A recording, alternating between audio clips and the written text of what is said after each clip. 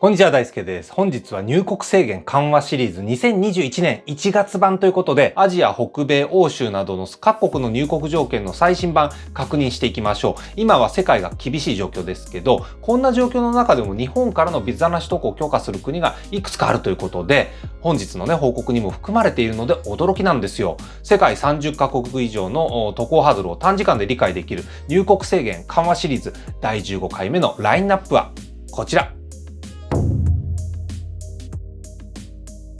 1、コロナ変異種の防御に必死のアジア。2、ビザなし渡航の解禁が進むアジア。3、欧州、ついに全主要国が日本からのビザなし渡航を許可。4、米国の入国ハードルに変化はあるのか。5、2021年前半、今後の動向についてということでいきますけど、ちょっと待ったと。お前は何をこの後に及んで入国制限緩和の情報なんて流してるんだとね。ついに日本も2回目の緊急事態宣言に入っていくんだぞと。そんな時に国を行き来する情報なんか出して何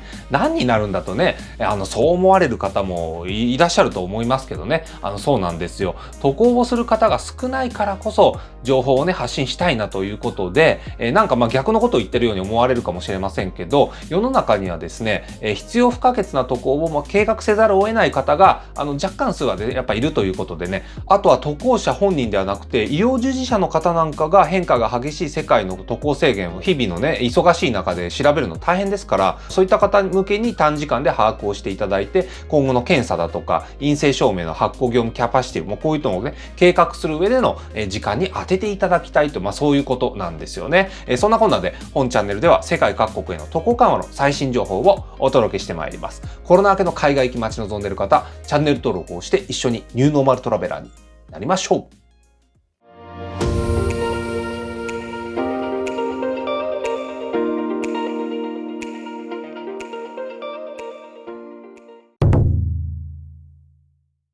1、コロナ変異種の防御に必死のアジア。まず注目していきたいのは、コロナを抑え込んだとアピールしている中国なんですよ。ここで皆さんには2つの正反対とも思われる報道を見ていただきましょう。まずはこちら。コロナ初感染の武漢の年越し、大群衆が完成。中国ということで、新型コロナが世界で初めて検出された武漢の今ということなんですよね。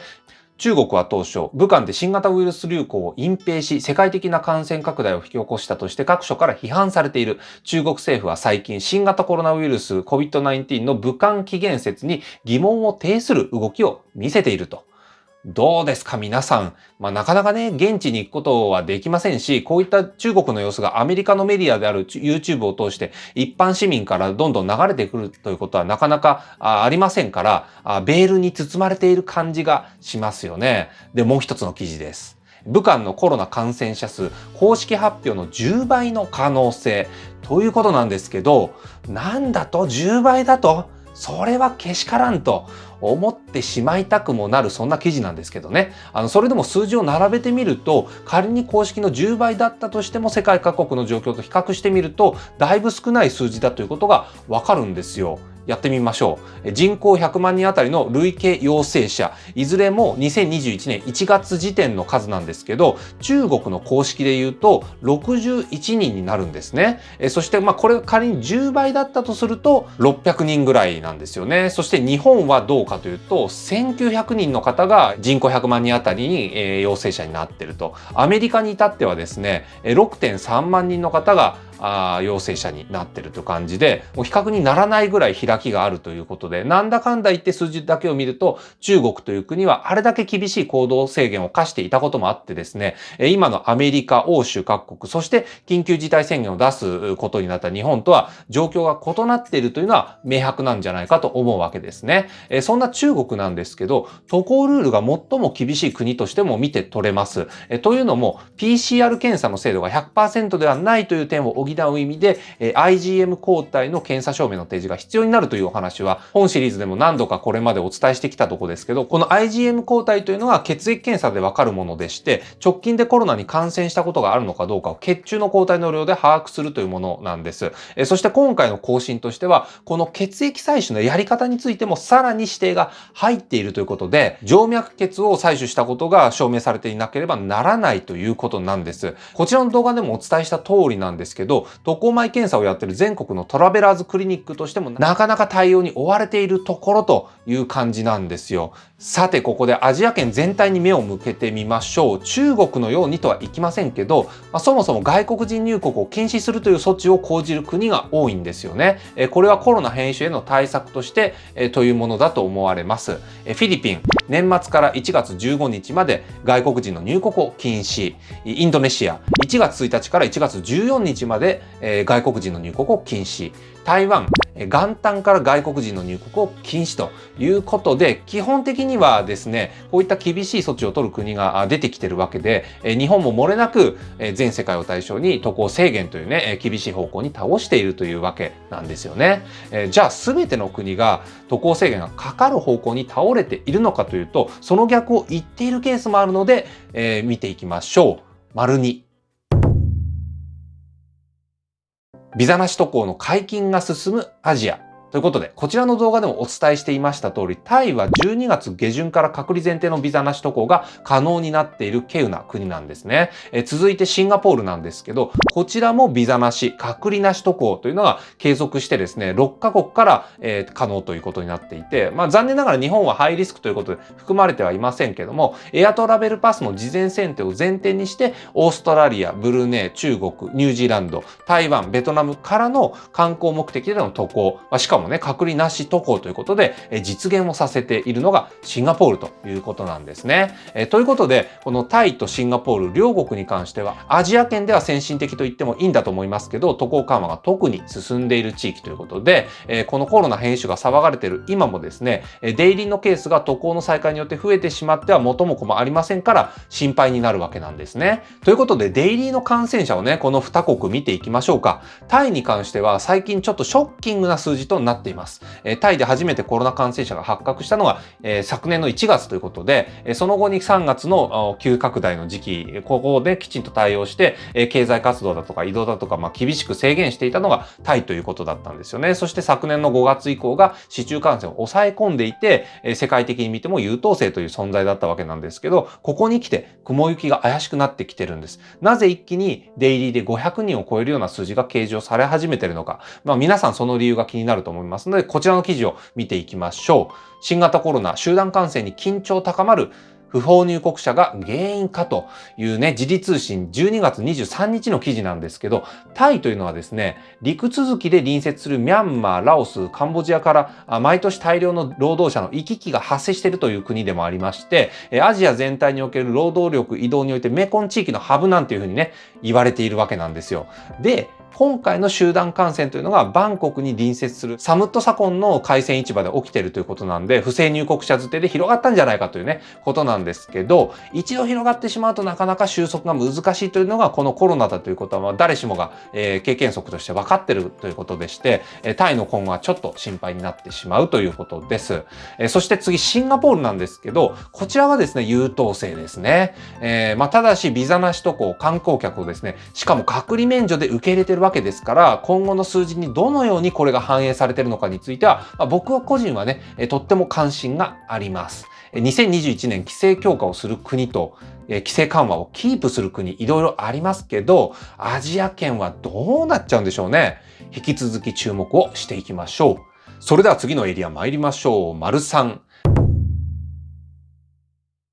欧州全主要国がビザなし渡航を許可ということで、欧州圏は国数が多いので、このシリーズでは人口1000万人以上の国にフォーカスをしてウォッチをしてきたんですね。そして多分このシリーズ開始してから初めてのことかもしれません。2021年元旦のタイミングで僕がここでウォッチしている欧州の国全てが日本からの渡航者に対するビザ免除プログラムが全部復活してですね、渡航ルール上は訪れることができるようになりましたというご報告になります。特にこのご時世なんで手放しでは喜べませんけど、あくまでもね、相手国が日本のパスポートでの入国を許可してくれているという状況が出来上がりましたということで、今回は最後に残っていたドイツがですね、入国制限の緩和を判断したということで、こういうご報告になりました。とはいえ、各国ともに国内の状況はとってもよろしくありませんから、代表的なところを見ていきましょう。渦中のイギリスですけど、12月下旬から3度目のロックダウン中ですね。そしてスペインは、今年のね、中盤までは緊急事態宣言の中にあるということです。そしてドイツ、1月1日、日本への入国宣言を解除したということでね、それにしてもこのタイミングでドイツが日本を対象に入国制限緩和を実施するとは思いもよりませんでしたね。でその反面でポーランドですとかイタリアのように入国後の隔離措置が必須になっている国があったりしてですね、事前のオンライン申請が必要な国がちらほらと出てきているっていう、そんな印象なんですよね。ギリシャなんかも途中から渡航前陰性証明が必要となった国の一つなわけでして、こういった細かいルールに関しては今後も更新されていくことになりますから、ビザ免除プログラムが復活している欧州圏だからこそ特に注意をして見ていきましょう。それでは次、�4。米国の入国ハードルに変化はあるのかということで、アメリカについてもデイリーの陽性者グラフ見ていきましょう。これね、もうとんでもない数字になっているということで、1日あたり20万人なんでですね、感染者の数が。日本の人口の3倍はいるとしてもですね、割り出しますと、日本で毎日7万人ぐらいの陽性者が出ているのと同じね、それに相当する状況になっているわけですから、日本の20倍はあるということでして、そんなアメリカにですね、日本から入国できるのかどうかについては相変わらず従来通り可能となっているんですね。パスポートとエスタで普通通りに入れるということでして、これはある意味恐ろしいことなんですよね。もちろんそういうことなので、米国疾病予防管理センターの CDC からはアメリカ全土に対して隔離の呼びかけが行われているんですよね。これは呼びかけ、すなわち推奨になるので、それほど厳格なものではないと理解はしていますけども、州によってはその解釈が異なってくるということですね。14日間隔離が義務になっていて、違反者に罰金だとか禁錮があり得る地域としては